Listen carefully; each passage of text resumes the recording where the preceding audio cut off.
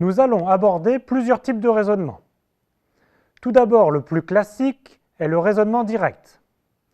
Ensuite, nous verrons le raisonnement au cas par cas, puis celui par contraposition et le raisonnement par l'absurde. Nous verrons aussi la notion de contre-exemple et terminons par le raisonnement par récurrence.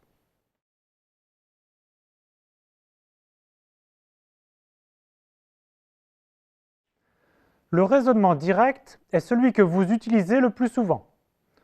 Pour montrer que l'assertion P implique Q est vraie, on suppose P est vrai et on doit montrer qu'alors Q est vrai. Par exemple, on nous demande de montrer que si A et B sont deux nombres rationnels, alors A plus B est encore un nombre rationnel. Le schéma de la démonstration est le suivant. On suppose que A et B sont des nombres rationnels, on utilise ces hypothèses et on fait un petit calcul, et on arrive à montrer que A plus B est bien un nombre rationnel. Complétons le raisonnement. Être un rationnel signifie par définition que A est le quotient de deux entiers, même chose pour B. On écrit alors A plus B comme la somme de deux fractions que l'on réduit au même dénominateur. Maintenant, A plus B est bien un entier divisé par un entier, c'est donc bien un nombre rationnel.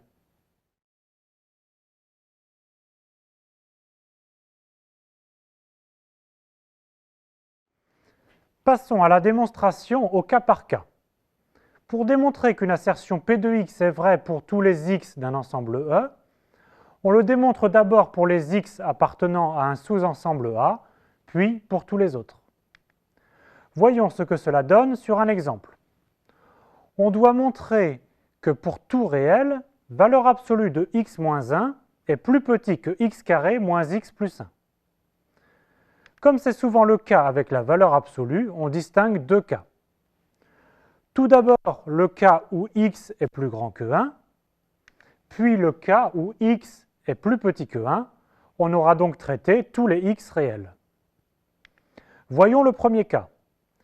Comme x est plus grand que 1, alors x moins 1 est positif, donc valeur absolue de x moins 1 est égale à plus x moins 1. On peut donc calculer la différence x carré moins x plus 1 moins valeur absolue de x moins 1, qui est égale à x moins 1 au carré plus 1, qui est bien positif.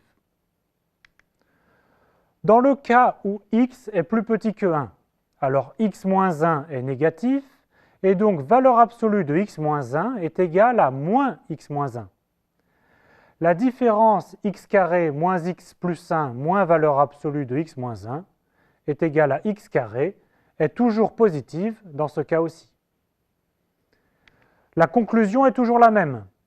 Et comme on a traité tous les cas possibles, alors on a bien montré que la différence x carré moins x plus 1 moins valeur absolue de x moins 1 est positive pour tous les réels x, où ce qui est équivalent, valeur absolue de x moins 1 est inférieure à x carré moins x plus 1.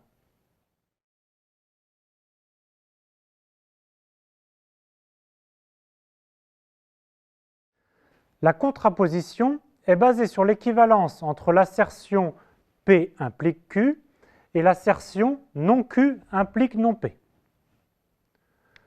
Pour montrer qu'une assertion du type P implique Q est vraie, on part de l'hypothèse que non Q est vrai et on montre qu'alors non P est vrai.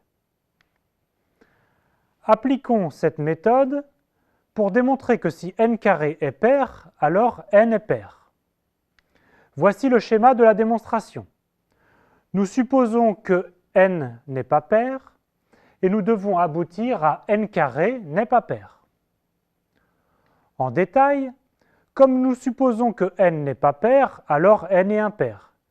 N s'écrit donc sous la forme 2k plus 1, et on calcule n au carré. C'est donc 2k plus 1 au carré, et en développant, on trouve 4k carré plus 4k plus 1, qui est bien un nombre impair.